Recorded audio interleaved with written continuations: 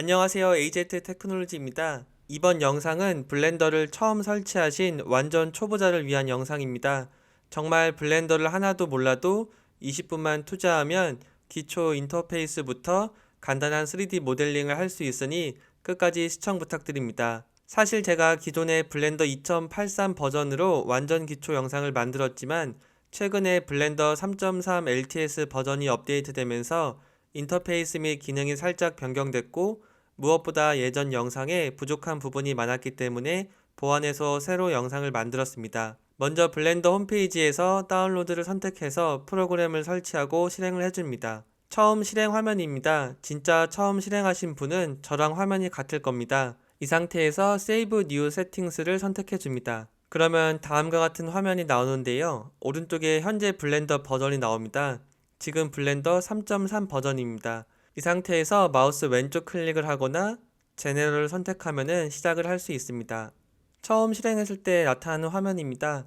이 가운데 있는 가장 큰 화면을 3D 뷰 포트라고 합니다. 마우스를 여기다 두면은 현재 에디터 타입이 나오고 3D 뷰 포트를 확인할 수 있습니다. 그리고 제가 입력하는 키보드 마우스는 여기 왼쪽 아래에 표시가 되기 때문에 참고하시면 편리합니다. 먼저 기본적인 화면 전환 방법을 설명드리겠습니다. 마우스 휠키를 누른 채 이렇게 움직이면은 화면을 전환할 수 있습니다. 그리고 Shift 키를 누른 채 마우스 휠키를 눌러서 움직이면은 화면 각도는 유지한 채 이렇게 좌우 위아래로 움직일 수 있습니다. 그리고 마우스 휠키를 스크롤하면은 줌인, 줌아웃 기능을 이용할 수 있습니다.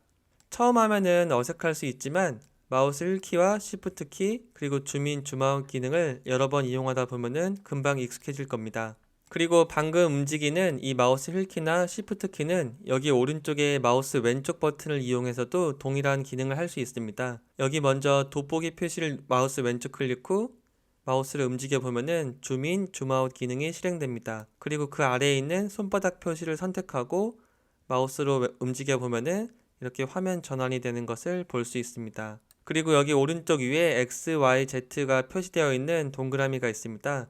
마우스를 가져다 대면은 이렇게 회색으로 표시가 되는데 회색으로 표시가 되는 부분을 마우스 왼쪽 클릭 후 이렇게 움직여 보면은 마우스 휠키를 누르고 움직인 것처럼 동일하게 화면 전환을 할 수 있습니다. 그리고 아래 보면은 카메라 표시가 있습니다. 카메라 표시를 마우스 왼쪽 클릭하면은 이렇게 작은 점선이 나오면서 카메라에 어떻게 화면이 담기는지 나타납니다. 이 카메라 화면의 중요한 이유는 블렌더에서 3D 최종 결과물을 이미지나 영상으로 만들 때 카메라에 나오는 걸 기준으로 이미지가 합성되기 때문에 카메라 뷰에 어떻게 나오는지를 미리 확인하는 게 중요합니다. 이 카메라 뷰에서 다시 나오는 방법은 카메라를 선택하거나 아니면 카메라 뷰 상태에서 마우스 휠키를 누르고 움직이면 자동으로 빠져나옵니다. 그리고 그 아래 버튼은 퍼스펙티브 뷰와 오소그래픽 뷰를 스위치할 수 있는 버튼이 있습니다. 이것을 선택하면은 화면에서 약간 원근감이 사라졌는데요.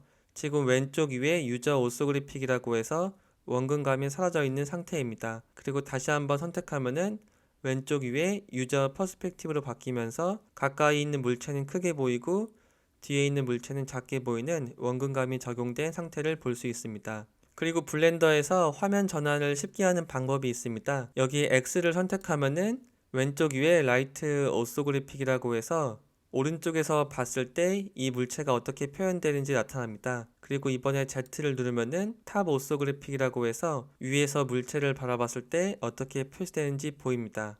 여기서 X, Y, X, Z들을 선택하면은 정면, 측면, 위에서 바라봤을 때, 아래에서 바라봤을 때 쉽게 화면 전환을 할 수 있습니다. 더 쉽게 하는 방법은 키보드 단축키를 이용하는 방법입니다. 풀사이즈 키보드 기준으로 오른쪽에 넘패드가 있습니다.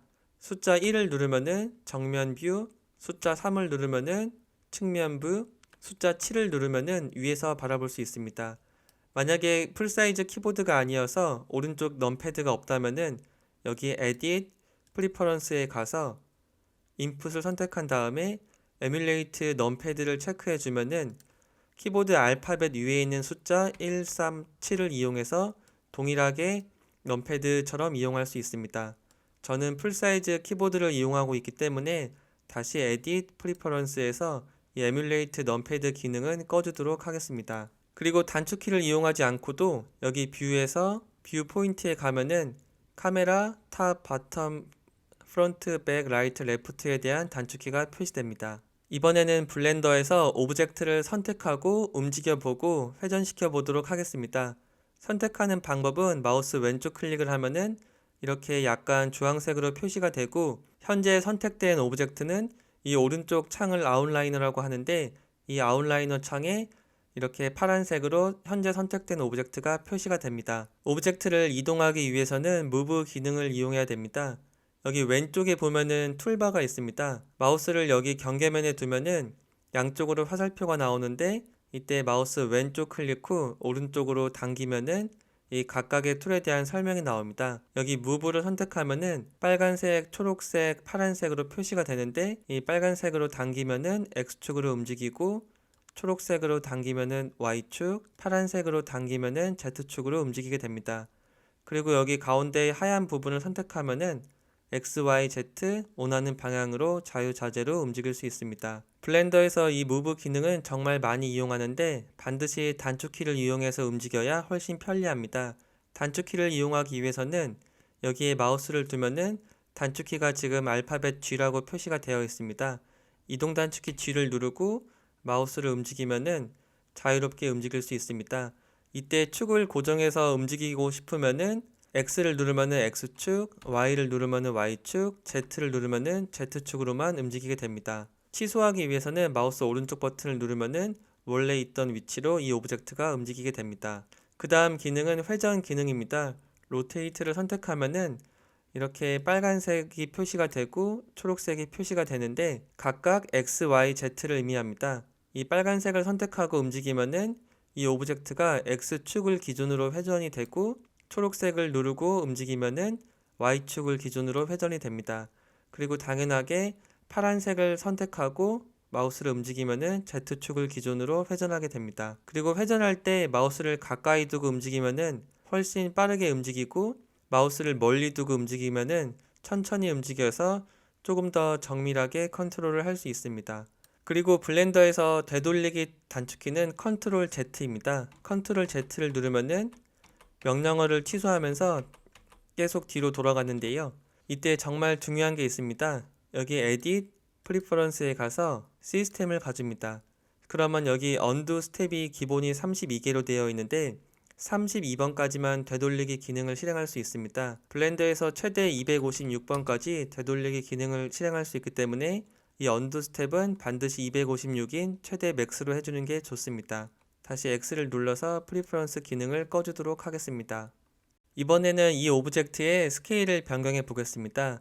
스케일을 선택하고 X축으로 당기면은 X축으로 커지고, Y축을 선택하고 움직이면은 Y축으로 커집니다. 그리고 파란색을 선택하고 위아래로 움직여 보면은 Z축으로 크기가 커지는 것을 볼 수 있습니다. 방금 설명드린 이 Move, Rotate, Scale은 블렌더 기본 명령어인데요. 단축키는 마우스를 두면 표시가 되기 때문에 Move는 G, Rotate는 R, Scale은 S입니다.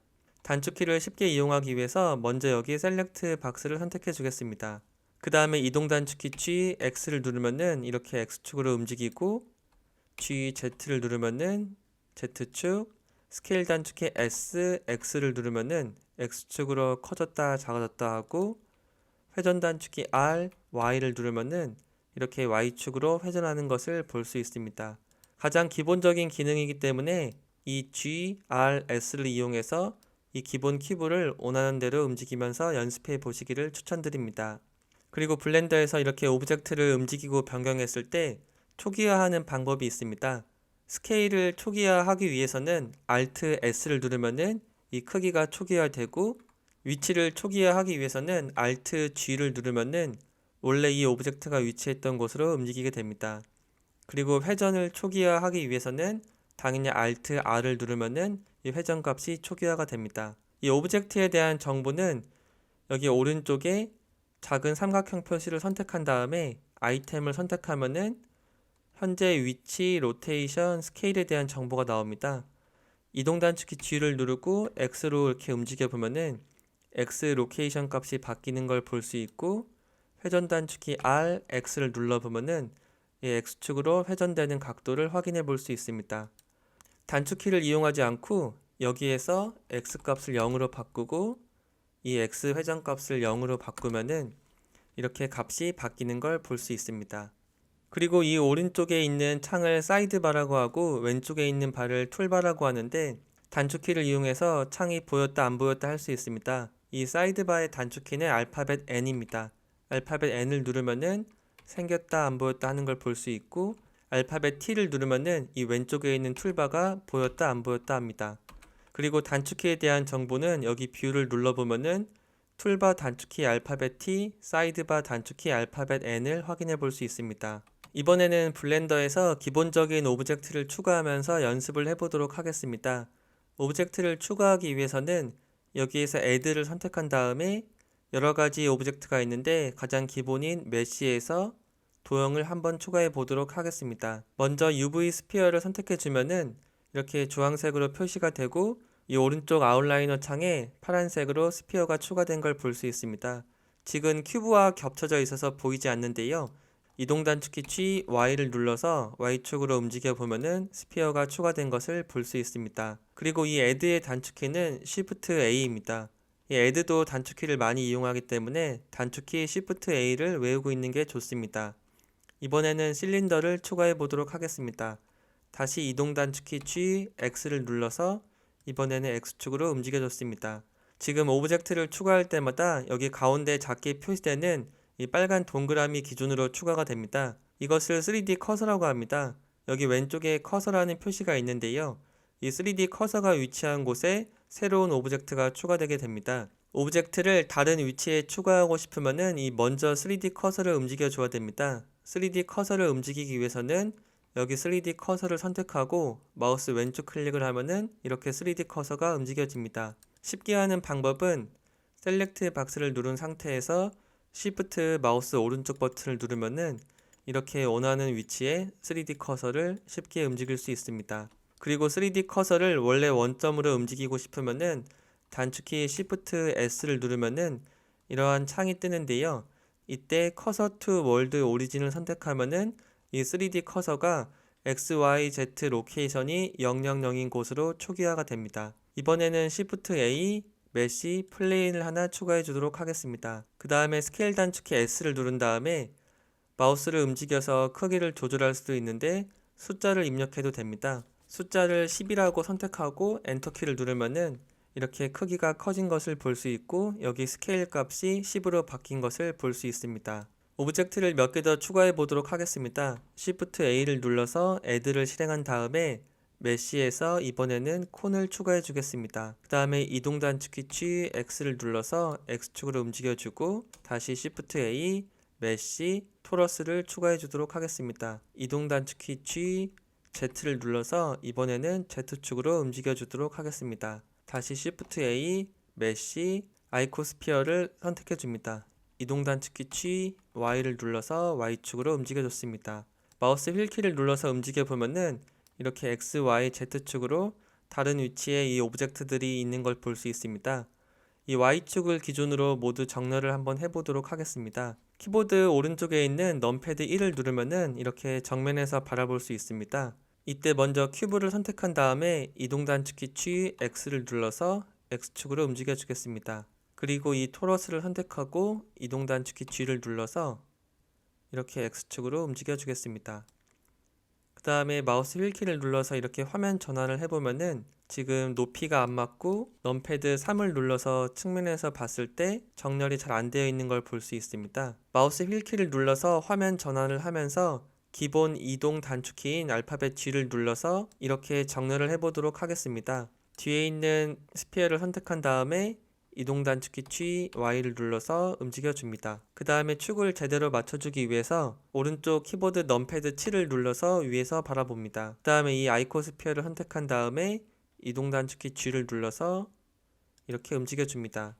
다시 넘패드 1을 눌러서 보고 넘패드 3, 넘패드 7을 눌러서 봤을 때 지금 넘패드 1을 눌러서 정면에서 봤을 때 지금 플레인이 이 X축 기준으로 있기 때문에 다른 오브젝트들이 조금씩 위로 올라가 줘야 됩니다. 마우스 왼쪽 클릭을 해서 선택을 한 다음에 이동 단축키 GZ를 눌러서 위로 움직여 줍니다. 여러 개의 오브젝트를 동시에 선택하는 방법은 마우스 왼쪽 클릭을 해서 선택을 한 다음에 Shift 키를 누른 채 선택을 하면은 여러 개의 오브젝트를 동시에 선택할 수 있습니다. 그리고 지금 마지막으로 선택된 오브젝트가 다른 기존의 오브젝트와 색깔이 약간 다른데요. 이렇게 오렌지색으로 표시되는 오브젝트를 패시브 오브젝트라고, 마지막으로 선택된 이 약간 노란색 빛을 띠는 오브젝트를 액티브 오브젝트라고 합니다.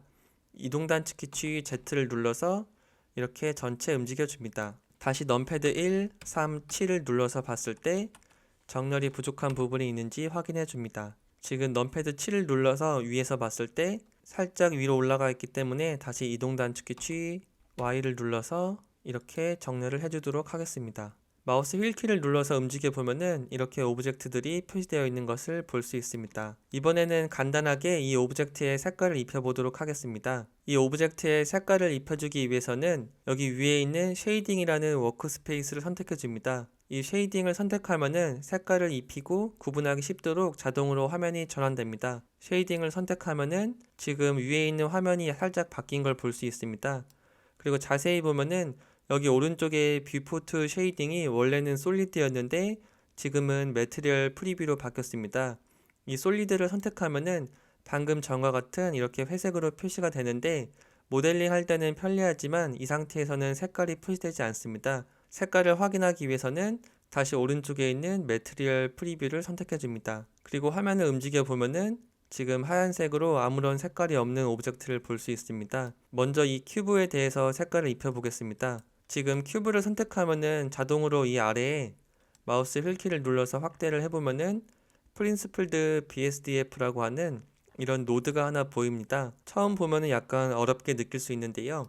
지금 간단하게 저희가 할 것은 이 베이스 컬러를 바꿔주도록 하겠습니다. 베이스 컬러를 선택하고 이 컬러 휠에서 마우스를 움직여 보면은 이렇게 색깔이 바뀌는 걸 볼 수 있습니다. 이 컬러 휠에서 경계면으로 갈수록 조금 더 진한 색으로 표시가 되고 이 오른쪽에 있는 이 부분을 움직여 주면은 검은색에서 흰색 사이에서 색깔을 또 변경해 줄 수 있습니다. 간단하게 원하는 색깔을 선택해 줍니다. 그리고 이번에는 다른 오브젝트에 대해서도 색깔을 입혀주도록 하겠습니다.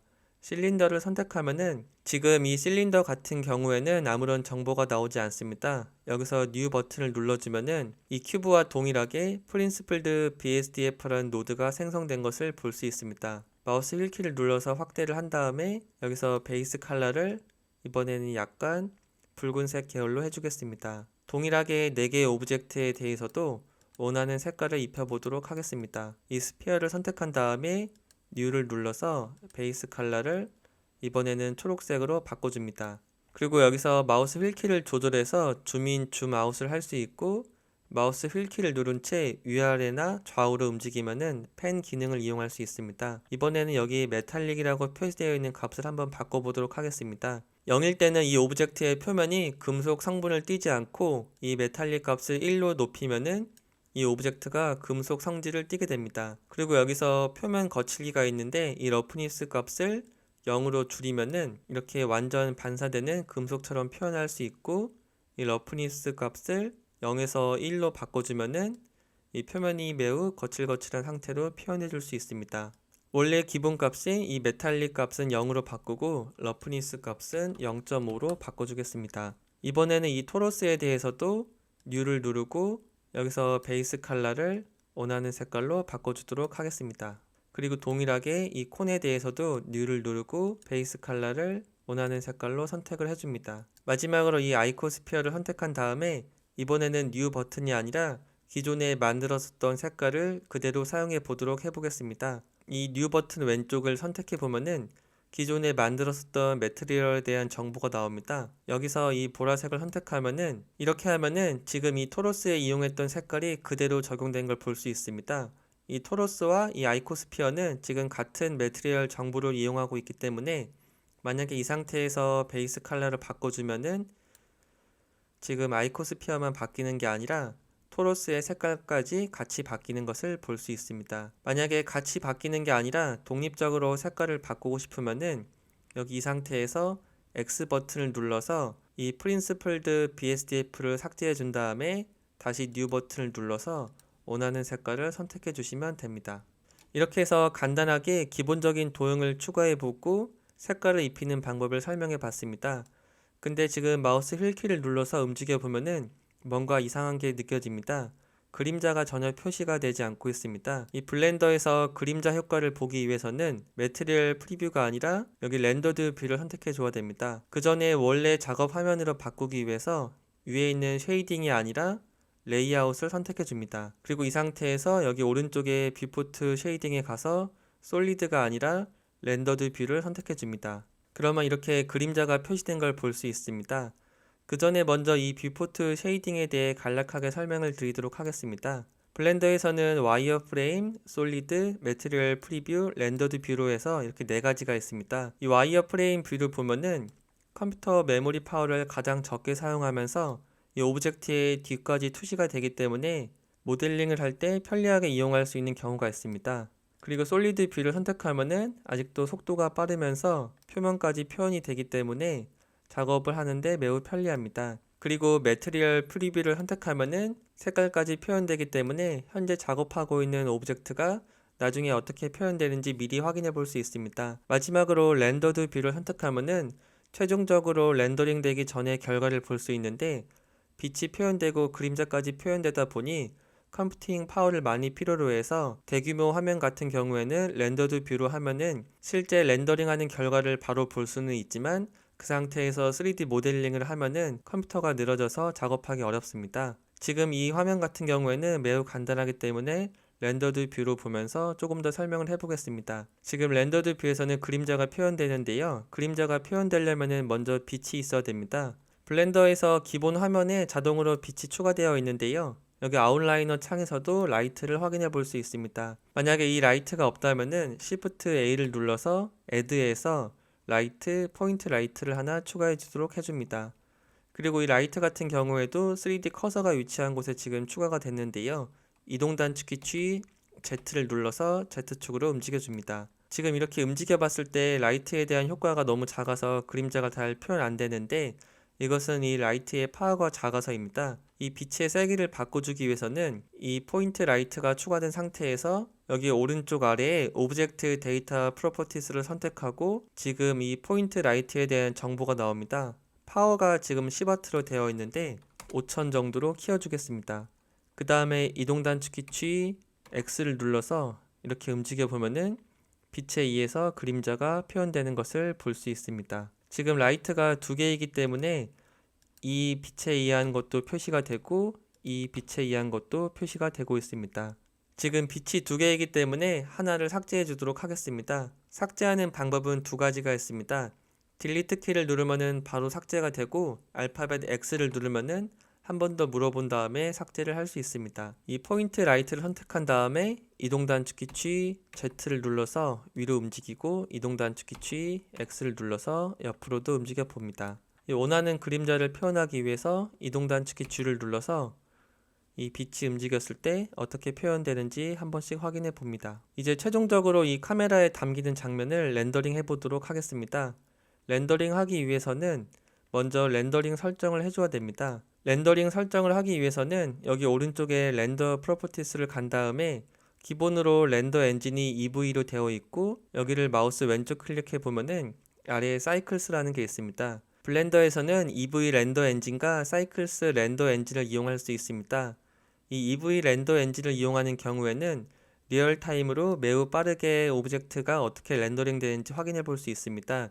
하지만 리얼타임으로 빠르게 블렌더 3D 오브젝트를 표현하다 보니 레이트레이싱 기반으로 사실적으로 표현하는 이 사이클스 렌더 엔진에 비해서는 영상 퀄리티가 부족합니다. 이 사이클스 렌더 엔진으로 바꾸는 순간 이렇게 느려지는 걸 볼 수 있는데요. 대신에 여기 왼쪽 위에 샘플 숫자가 올라가는 걸 볼 수 있습니다. 이 사이클스 렌더 엔진 같은 경우에는 빛의 반사와 그림자 등을 레이트레이싱 기반으로 사실적으로 표현하는데 대신 엄청나게 많은 컴퓨팅 파워를 필요로 합니다. 이렇게 화면을 움직일 때마다 새로 샘플을 계산하면서 이렇게 표현이 되는데 컴퓨터가 느릴 경우에는 오브젝트가 간단하더라도 이 사이클스 렌더로 할 경우에 엄청나게 시간이 많이 걸립니다. 먼저 빠르게 하는 방법은 본인이 갖고 있는 GPU를 선택해 주는 겁니다. 여기서 GPU 컴퓨터를 선택해 주고, 지금 저 같은 경우에는 기본 세팅에서 지금 표현이 안 돼 있어서 GPU를 사용할 수 없는데, 여기 Edit, Preference에 가서 시스템에 가줍니다. 그 다음에 CUDA를 선택해 주면은 지금 기본이 논이어서 여기 디바이스가 선택이 안 됐는데, CUDA로 바꿔주면은 지금 이렇게 화면을 움직였을 때 방금 전 CPU에 비해서 훨씬 더 빠르게 렌더링이 되면서 표현되는 것을 볼 수 있습니다. 그리고 여기 오른쪽에 보면은 뷰포트 맥스 샘플 숫자가 있고 렌더 맥스 샘플 숫자가 있습니다. 지금 이 뷰포트는 사용자 화면에 나오는 여기에 표시되는 걸 의미합니다. 최종 렌더링 하기 전까지는 굳이 고화질로 볼 필요가 없기 때문에 이 맥스 샘플을 128 정도로 낮춰주겠습니다. 그러면 훨씬 더 빠르게 이 화면 전환하는 것을 볼 수 있습니다. 그리고 렌더 맥스 샘플도 기본으로 블렌더 3.0부터는 기본값이 4096으로 되어 있는데, 이 크기가 너무 커서 렌더링 하는데 너무 오래 걸립니다. 128 정도로 해주고 대신에 여기 디노이즈를 체크해 줍니다. 그러면 이렇게 화면 움직였을 때 노이즈 없이 조금 더 빠르게 화면을 볼 수 있습니다. 그리고 간단한 3D 모델링 같은 경우에는 EV 렌더 엔진으로 봐도 충분하기 때문에 다시 EV 렌더 엔진으로 바꿔주겠습니다. 그리고 EV 렌더 엔진 상태에서도 조금 더 퀄리티를 높이는 방법이 있습니다. 여기 스크린 스페이스 리플렉션을 선택해 주면은 여기 미세하게 바닥면에서 반사가 되는 효과를 확인해 볼 수 있습니다. 그리고 여기 앰비언트 오클루전을 선택해 주면은 이 사이의 그림자 등이 조금 더 자세하게 표현이 됩니다. 마지막으로 현재 화면을 렌더링 하면서 어떻게 이미지로 합성되는지 보도록 하겠습니다. 카메라 뷰로 보기 위해서는 여기 카메라를 선택하거나 여기 마우스를 두면 지금 단축키가 키보드 오른쪽에 있는 넘패드 0이라고 표현이 됩니다. 넘패드 0을 누르거나 여기 카메라를 선택해 줍니다. 그러면 지금 이 카메라 뷰에 어떻게 표현되는지 확인해 볼 수 있습니다. 이 오브젝트가 모두 담기지 않고 있습니다. 이 카메라의 위치를 움직여 줘야 되는데요. 여기 뷰를 선택한 다음에 마우스를 여기 경계면에 두면은 이렇게 양쪽으로 화살표가 나오는데, 이때 마우스 왼쪽 클릭 후 살짝 움직여 줍니다. 그러면 여기 락 카메라 투 뷰라는 게 있습니다. 이것을 선택해 주면은 이 상태에서 마우스 휠키를 움직이거나 시프트 키를 누른 채 마우스 휠키를 눌러서 펜 기능을 해줬을 때 이 카메라 뷰에 계속 있는 것을 볼 수 있습니다. 이렇게 적절하게 움직여서 이 카메라 뷰에 이 6개의 오브젝트가 모두 담기도록 해주겠습니다. 그리고 이 상태에서 렌더링을 하기 위해서 여기 렌더 이미지를 선택해 줍니다. 그러면 지금 왼쪽 위에 렌더링 하는데 걸린 시간이 표현이 됩니다. 마우스 휠키를 눌러서 움직여 보면은 지금 카메라 뷰에 보였던 그 장면이 그대로 이렇게 생성된 걸 볼 수 있습니다. 이것을 이미지로 저장하기 위해서는 여기 이미지를 선택한 다음에 세이브 에즈를 눌러서 원하는 곳에 저장을 해줍니다. 저는 뮤직 폴더에 테스트라고 해서 이미지를 저장해 주도록 하겠습니다. 그리고 이때 파일 포맷을 선택해 줄 수 있습니다. 가장 고화질인 PNG로 해주거나 아니면은 저용량인 JPG를 선택해 주시면 됩니다. 여기서 세이브 에즈를 누르면은 이미지가 저장됩니다. 그리고 이 창은 X를 눌러서 꺼주도록 하겠습니다. 지금 EV로 렌더링을 했는데 이번에는 사이클스로 바꿔서 사이클스로 렌더링을 한번 해보도록 하겠습니다. 렌더 이미지를 선택해 줍니다. 아까와 다르게 지금 렌더링 하는데 시간이 꽤 걸리는 것을 볼 수 있습니다. 렌더링이 끝났고 렌더링 할 때 걸린 시간은 여기 표시됩니다. 다시 이미지 세이브 에즈를 눌러서 JPG로 선택한 다음에 이번에는 테스트 1이라고 해서 이미지를 저장해 주도록 하겠습니다. 두 개의 이미지를 한번 비교해 보도록 하겠습니다. 지금 왼쪽 이미지가 EV 렌더 엔진으로 렌더링한 결과이고, 오른쪽 이미지는 사이클스 렌더 엔진으로 렌더링한 결과입니다. 빛의 표현이나 그림자 부분에서 사이클스 렌더 엔진이 조금 더 우수한 것을 확인해 볼 수 있습니다. 그리고 렌더링이 끝났으면은 다시 여기 락 카메라 투 뷰를 체크를 해제해 줘야 이 카메라 뷰에서 나올 수 있습니다. 마우스 휠키를 누르면은 이 카메라 뷰에서 나올 수 있습니다. 그리고 다시 렌더 엔진은 EV로 바꿔주겠습니다. 알파벳 N을 눌러서 사이드바를 꺼줬습니다. 그리고 블렌더 작업을 할 때 중요한 게 하나 있습니다. 기본적으로 파일 세이브를 하면서 중간중간 작업을 저장해줘야 갑자기 블렌더가 꺼지거나 했을 때 쉽게 대응할 수 있습니다. 이렇게 해서 간단한 오브젝트를 추가하면서 블렌더 기본 인터페이스와 이미지를 만들고 렌더링하는 방법을 설명해 봤습니다. 다음 영상에서는 간단한 로봇을 하나 만들면서 기본적인 모델링, 에디팅, 쉐이딩, 라이팅에 대해서 조금 더 설명해 보도록 하겠습니다. 영상이 도움이 되었다면 좋아요, 구독, 알람 설정 부탁드립니다.